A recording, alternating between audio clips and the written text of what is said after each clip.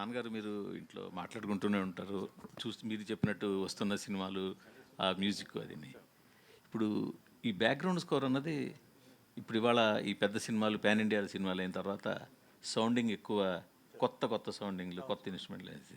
దీని మీద మీ ఫాదర్ ఏమంటుంటారు? ఎందుకంటే ఆయనతో ఇంటరాక్ట్ అయ్యే అవకాశం మాకు చాలా తక్కువ వస్తది కాబట్టి మిమ్మల్ని అడుగుతున్నా. లేదు ఆయన sir, just like anyone else creative discussions జరుగుతుండే అండి కామన్గా. మేము ఏ సినిమా చూసినా సరే అందులో ఇది బాగుంది, ఇందులో ఇది బాగుంది అని చెప్పి మాట్లాడుకుంటూ ఉంటాండి.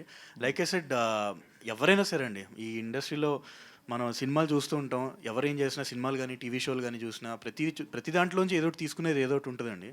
అంటే సో ఆయన ఒక సీనియర్ మ్యూజిషియన్‌గా అంటే ఇది ఈ ట్రెండ్ ఆయనకి నచ్చుతుందా?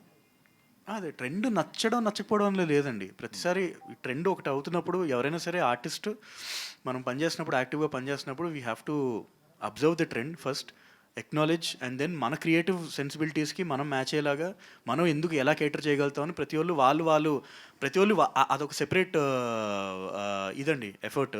సో ఎవరి ఛాలెంజెస్ వాళ్ళకు ఉంటాయి. So just like that every.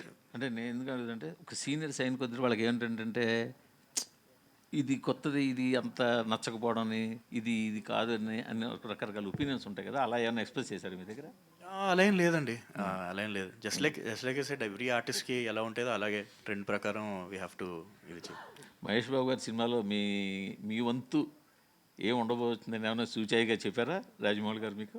లేదండి, లేదు. ఆ, ఇంకా ఏమి చెప్పలేదు, ఇంకా ఇంటి ఇవ్వలేదు మీకు లేదు ఇంకా? లేదు లేదు. ఓకే. పరయ్య గారు, ఇప్పుడు